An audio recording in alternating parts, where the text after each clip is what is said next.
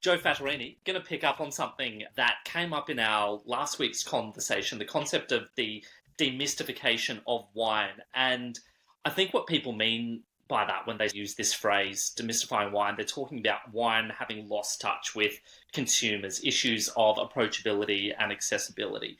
And that's so interesting because it seems to be the mystique around wine. Firstly, seems to be something that's unique to wine in the school of alcoholic beverages. Happy to be corrected on that. But in terms of a marketing and storytelling component, I would have thought that if you've got something unique, that is something that you would try and leverage. But I guess if you're demystifying something, that implies that there's this mystique. And so I just want to throw a few different thoughts at you, just things that I've scribbled down before we sat down. And let's just paint the picture of where this mystique could stem from. And if you look at the history of wine, you've got the cult of Dionysius, the Jewish libation in the Old Testament, the consecration of wine on the altar in a Catholic Mass, the expansion of the Roman Empire, the preferred drink of royalty for thousands of years.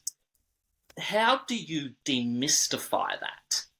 That is what it is. I think that's fairly interesting. But then you go, what does it mean to demystify? Wine is complex. Wine has a very fascinating, complex history.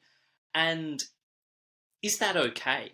Does this sort of create an issue when it comes to taking something with this very colourful, interesting history, but also it's chemically complicated, and selling that to consumers? Where do we go? Lots of things in life are quite complicated. We don't really worry about it too much. Car's pretty complicated, and Ferrari's really complicated. I suspect 90% of people who own a Ferrari don't really know exactly how it's made, or particularly what the things are. I suspect most people who own a Louis Vuitton handbag have no great technical knowledge of the type of stitching used or the way that the leather is cut and cured and so on. They don't get really into it. And probably with very good reason. I had a lengthy discussion last night. As it happens, I used to skin calves, and that went into things like handbags and car seats. And it's pretty revolting, really, and get very bad infected hands if you nick them. In wine, there's a sort of sense that almost it's obligatory to go and get into all of that detail. There's a weird thing about wine, though. The people who tend to talk about demystifying wine want to tell you about incredibly technical details about it. So there's this sort of notion of what we must do is we must go and demystify wine. It's all very complicated. Let me go and tell you exactly how malolactic fermentation works. It's mad. And I think almost universally, I mean, there are maybe some exceptions. I suspect maybe 30, 40 years ago, there was a general sense as a marketing tool that wine wasn't so much mysterious, but people who drank it were. It was a kind of minority pursuit, certainly in what are now really big markets like the UK and United States, to a degree Australia, Anglophone markets. Less so, it has to be said, in Europe, where I've almost never heard I don't think I've ever heard anybody in continental Europe talking about the demystification of wine. And it seems to be a phenomenon largely isolated to these sort of new neo import markets. There may be a case for going and saying, oh, you know what, wine doesn't need to be that complicated. It probably seems it because it's lots of old duffers banging on and musing. But really now, I don't think most people care that wine is mysterious. I think by and large, the mystery that wine does have, actually people really... And products spend millions, billions in trying to make relatively boring things seem more mysterious than they are. Louis Vuitton handbags, telling the story of Louis himself stitching his saddles out in some arrondissement in Paris. And they invent mystery. It always amazes me, people who tell you that they want to demystify wine, surprisingly open to the allure of Dom Perignon, which is an entirely invented thing, in as much as, yes, there was a person who was there, but it's Lawrence Venn in 1936 as a British marketer who decides that the way to go and get people not to drink better champagne, but to spend more on it, is to tell them an amazing, as it happens, somewhat fictionalized story in the past. And it's phenomenally successful. Not only is it phenomenally successful, it's very successful in the heart of the deepest economic crisis ever known to humanity, pretty much. My sense is, there's lots of logical reasons why actually demystification is not a thing, but it is a thing. It's a very good rhetorical technique. It's a way of essentially creating a sense of authority in yourself, of going and giving yourself some sort of legitimacy, because it's quite interesting. I rarely hear people who sell wine. I mean, I think this is a generalization. There are some exceptions. On the whole, people who sell wine tend not to wang on about wine demystification, because actually they tend to find, like Lawrence Vended in 1936, that going and making wine a bit special and mysterious, and there's all sorts of interesting hidden layers here that you don't really know about, and it used to be a god. They actually find that's a really useful way of going and selling the products, and they find that the consumer really likes it, much as I hate the word consumer. But that's another podcast. Those who comment on wine, in a sense, want to be able to go and set themselves up as an authority in opposition to wine merchants. And they don't have the legitimacy of selling it. They tend not to have particular legitimacy in terms of qualifications. I mean, they've got the same as everybody else. I'm not saying they're illegitimate. People should lean into the fact, well, you know what, I actually know quite a lot. Trust me. But what is easy is to say all of those people out there, they're desperately trying to hoodwink you by making wine terribly mysterious. And there are even... I'm trying to think. There's a really good little book I'm reading. There's a guy called Harry Frankfurt who wrote a book called On Bullshit. And he is not outright lying, because there's an element of kind of truth to this. When he talks about this sort of idea that bullshit, it's not lying. There's always an element of truth. Yes, wine can be complicated. Yes, it is true that some people will try and hoodwink you a little bit. But his argument is that actually the reason they structure this is it's about how it makes them look. It makes them look like some kind of hero in their own sort of story. Argumentum ad captandum, I think, is an argument that's designed. Its design is to appeal to the audience's emotions and their prejudices.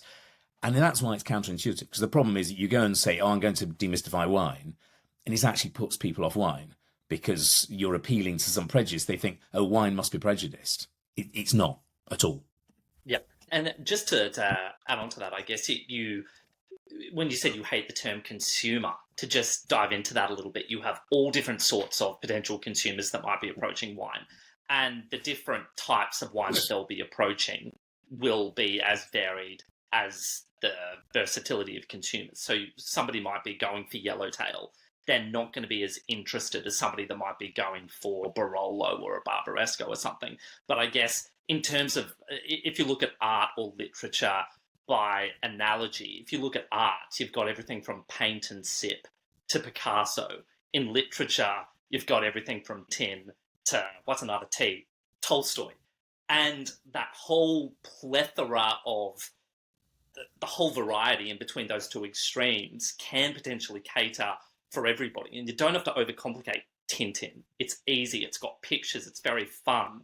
But at the same time, that person can develop, fall in love with, let's say, they're learning to read and end up reading something infinitely more complex and just taking them on that journey. There's nothing wrong with trying to develop that person along that road. Do you agree?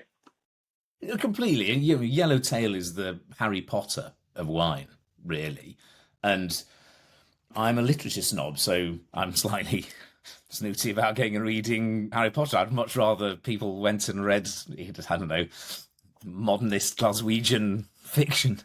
Go and read Alexander Troki, who is the natural wine of literature in its sort of way. It's quite, in some ways, it's quite challenging. It's a bit edgy. It comes from a very particular sense of place. It's completely different. Let's face it, 80% of wine, certainly in the large consumer markets of the world, you've got to be quite generalistic, but even in lots of other markets, 80% of it is wet and alcoholic and not unpleasant. That's largely the three boxes that it ticks. And the sort of sense that there's actually a great deal of mystery in that at all. There isn't really much other than the fact that wine as a category carries certain things. And this is where the idea of a consumer falls out, because it makes people faceless. A wine consumer does this. No such thing. There are thousands of wine consumer types. And as soon as you say the wine consumer does this, there's an assumption actually that people can go from drinking Harry Potter to drinking Alex Troki. Sometimes it just doesn't happen. They just want to drink Yellowtail. That's why I'm never particularly critical of regular Yellowtail. Like, if you want to drink Yellowtail, I think Yellowtail's a really interesting product. It's been very successful. It's clearly appealed to a very large number of people. It's not for me to go and say that they're all wrong for going and drinking it. What's the amazing thing? People start doing, I'm going to demystify the world of wine, but don't drink any of that industrial swill. Well, immediately what you're now doing is you're telling people that they're wrong and they've been hoodwinked by, something. And no, you want to go and drink it, go and drink it. There are occasions, I think, when people want to go and drink something special. Champagne is very successful largely because it's a really interesting mystery to understand. And it's not particularly the finest sparkling wine in the world. I don't think so. But people pay a lot because of all this mystery that it carries with it. And they tell that story pretty simply, although there's lots of layers of depth to it. So try and get away. If you get away from the idea of consumers as well, you're just falling into something of a Marxist trap, which is that we're all these drones who simply do what the evil capitalists tell us to. No, we're not at all. We have agency. We can go and decide. And that's why I'd much prefer to, if you're more specific, you say, look, by and large, we're talking about wine drinkers. They're slightly different from wine shoppers. They're slightly different from dinner party drinkers, from television drinkers, from people who are drinking in wine bars. And bear in mind, none of these are age group dependent. So I'm not talking about age group cohorts. The stupid person's idea of a clever market segmentation, millennials, that great line, millennials, Gen X and Gen Z, people in those groups behave less coherently as a group than somebody who flosses in the morning. Logically, you are better off targeting a wine at people who floss in the morning, given that they tend to behave as a cohort more cohesively than any age group that's out there. Gen Z, almost no overlap amongst them as a socially cohesive group. Go after people who eat nuts every day or do daily crosswords, people who do daily crosswords. Orangina drinkers. Interestingly, Orangina drinkers really are quite a cohesive group. I mean, actually, they're not that cohesive. Grand scheme of things, they're way more cohesive than people who Gen Zs. Idiotic way of categorizing wines. So this sort of idea of sort of mystery, there are times when people really want the mystery. They buy champagne, they buy Bordeaux, they decide I'm going to go and have a bottle of Grange, and I want to hear all the story about why Grange is this extraordinary wine. It is extraordinary wine. If you gave that to them in a lineup and you gave them, Saint Henri and a stack of other really interesting Shirazes, that's why you get people in this. I went through this lineup of wines, blind tasting, and I've decided that Grange is massively overpriced. In that context, it definitely is. But people aren't just buying the taste, they're buying the mystery, and they actually quite like to buy the mystery. It does bug me that it's this sort of straw man. Also, it's that sort of sense, this is a bit of a rant, the number of people who claim to have been the first person to decided to demystify wine. I've met people in the past that say, I invented the concept of demystifying wine. And it's like saying, I invented the was up meme. You absolutely didn't. That was totally somebody else. But they like to claim it was their kind of thing. I'm the first person to take the snobbery out of wine. 99% of wine is really not that snobbish. And the 1% that is, people quite like the snobbery. Bear in mind, this is a really interesting part. One of the things I actually quite like about, I think wine mystique is what they call Chesterton's fence. We talked about Chesterton's fence. We have. Idea, before you take it away, make sure that there isn't a herd of cows in the field. It's a Chesterton's fence. In many ways, the mystique of wine introduces informal rules that stop us from going and breaking them. And it serves a kind of a purpose. As soon as wine just is reduced to this very bland, flat, grey product, which is just understood entirely objectively by our left brain, it becomes actually very difficult then to argue that there's a particularly powerful case for not going and abusing it. Yep. And we probably shouldn't. Yeah, and look, at risk of taking this down a bit of a different direction, we'll see how far we go, but you take this idea that in terms of marketing and storytelling, it helps if you're gifted this sort of, I don't want to call it absurdity, but this mystique that Wise went to the trouble of outlining those couple of historic sort of things at the start in terms of it being the preferred drink of royalty and the cult of Dionysius and the Jewish libation, is you can't really put that to the side. It is what it is. And to try and undo that is to take issue with something that is part and parcel of wine's story. But having spoken to you at length and having now spoken to and read quite a little bit about what the work of Paul Mowbray, very interesting gentleman over in the US, and talking about that the problem there people like yourself and Paul seem to see is not so much a wine problem, it's the channels of communication to the, hate using the term, but consumer. So Paul seems to talk an awful lot about direct to consumer, e-commerce. All these other industries and products seem to be up to date with where the consumer is at, a forensic understanding of the market, so that the product almost comes secondary. Very much. Bizarrely, the last few days I've done nothing but discuss this matter with a variety of people. It's been really interesting.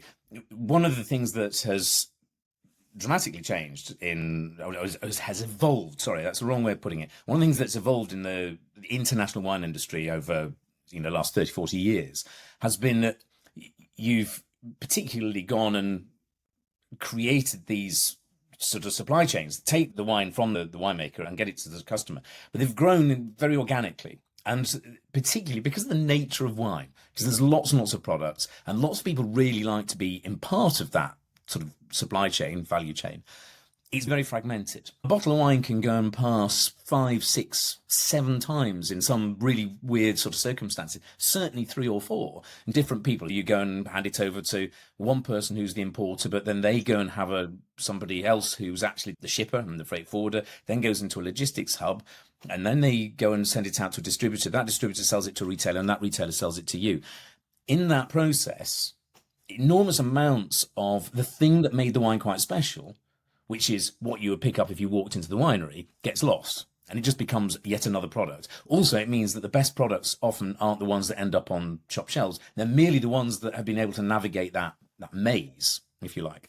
So you go weaving your way through all these complicated other agents. You take a really interesting example in luxury goods.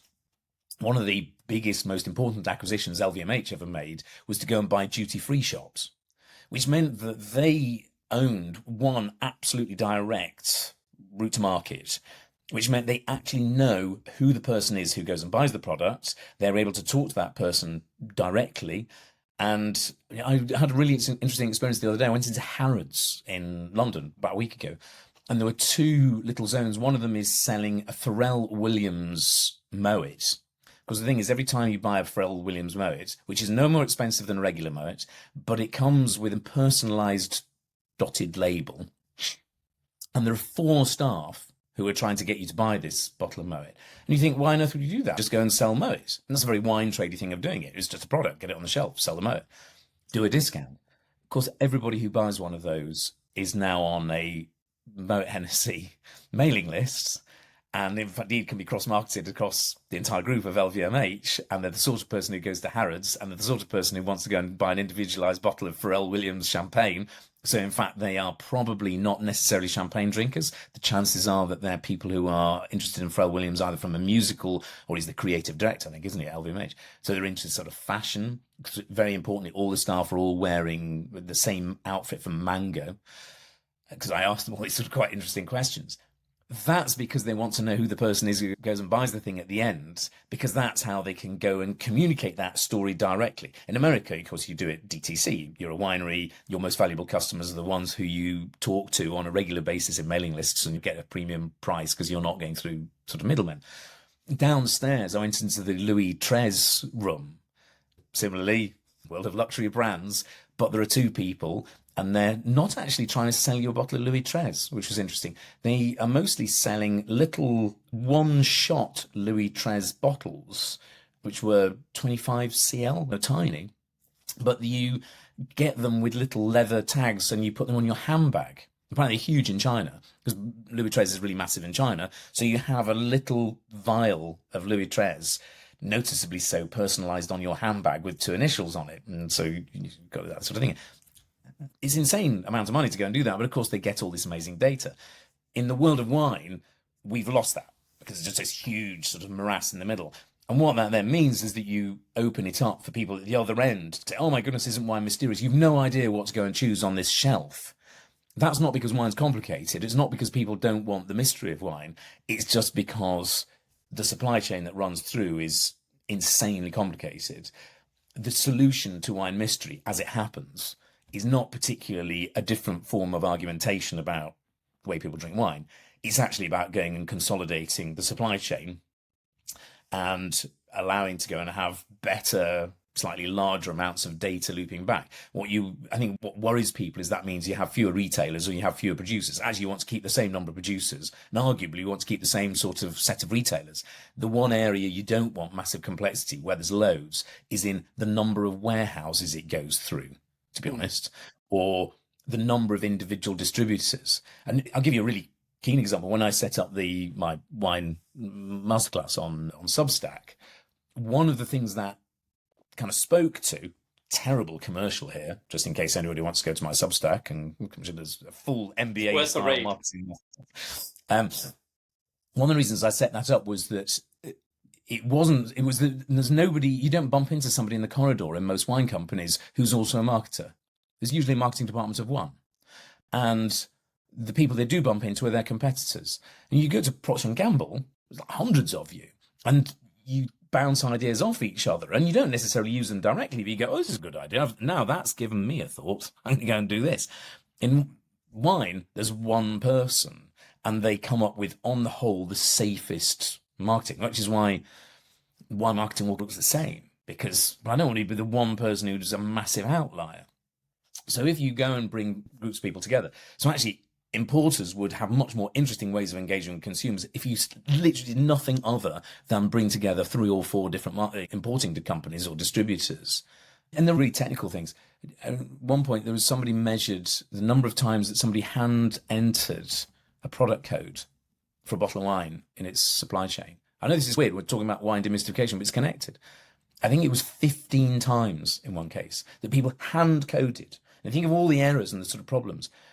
Bloody hell, wine's done unbelievably well to get on a shelf for you to buy it. Forget about anything else, because there's endless errors of people typing in product codes.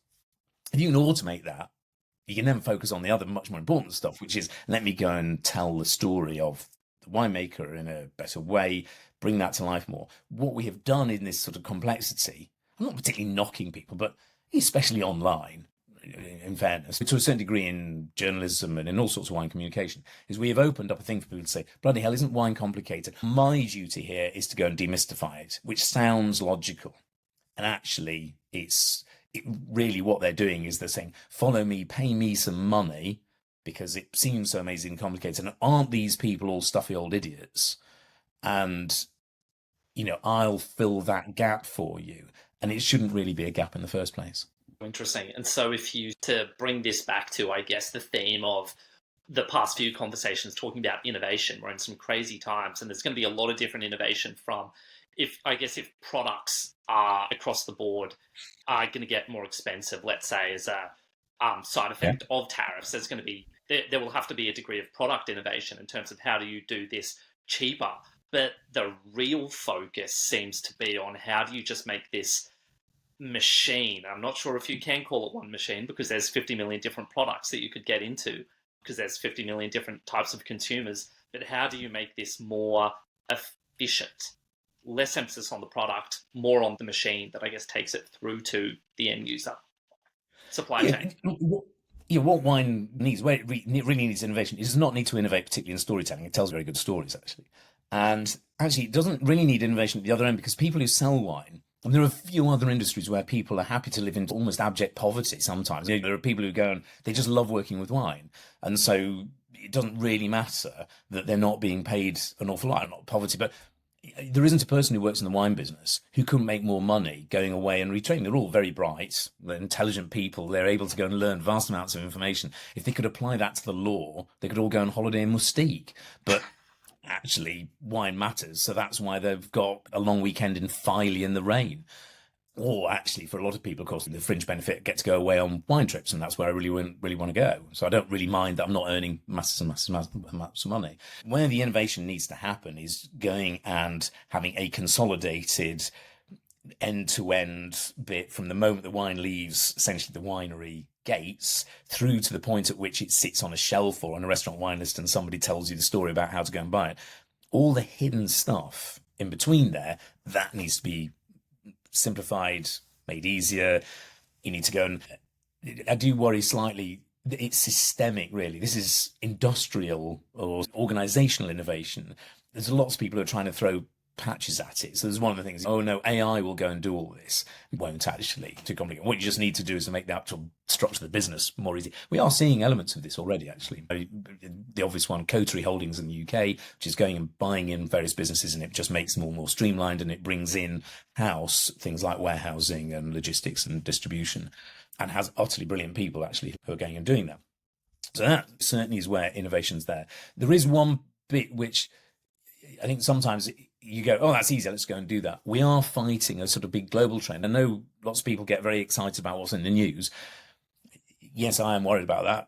20% tariffs or 200% tariffs, whatever it is, any number in between is pretty devastating for people. There is a much broader trend to which wine has become, I think, has fallen victim. If anybody wants to read it, look up Professor Ian McGilchrist. He's the sort of leading author in this field. But actually, there's a researcher guy, an ad guy in London called Orlando Wood, who's written brilliantly about this in the context of advertising. There is this quite powerful argument that we live in an era, particularly because of our screen-based sort of activity, of left brain dominance. And psychologists or neuroscientists might be wincing a little bit, but I think Ian McGilchrist makes a powerful case. So we live in this sort of era where we are really interested in certainty, categorizing things. Think of Vivino, control. When you go into the shop, you want to know exactly what the thing is, and it's going to be really... Actually, because life isn't really like that, it's at the expense of our kind of nuance, that sort of notion of our lived experience, the idea of the magic and mystery, which is in their work very much sort of right brain characteristic. We see this in lots of little ways. Wine labels used to be really interesting. I walked around Barcelona Wine Week. I would have said 80% of the labels, genuinely 80% of the labels, are black and white with a little bit of red on them. And this is very much this left brain movement into control, categorizing things. Somebody somewhere has found out that looks premium. So 80% of winemakers in Spain have decided, I'm going to make my labels minimalist black and white with lots of white space and a bit of red writing on it to pick it out. But then it doesn't matter anymore because everybody's gone and got that. Everyone's going and doing exactly the same thing. So what we've found is that wine's become much more abstract. It's disembodied. It's detached from human warmth in a way. And when I see people talking about the demystification of wine, it's this determination to take it away from true experience, an honest experience, into a kind of confected, abstract disembodiment of what wine is. And rather than saying, you know what, I'm in somewhere and it's interesting, but actually things have gone wrong, it's this perfect Instagrammable moment that is going to play well with algorithms and so on. And Ian McGilchrist, I see this a lot in wine. I think a lot of people have turned off wine because somebody says it's got 4.2 on Vivino. Bleh. Nobody ever went to a winery and walked away and said, well, it's absolutely gorgeous. Had the most amazing time. The guy was really lovely.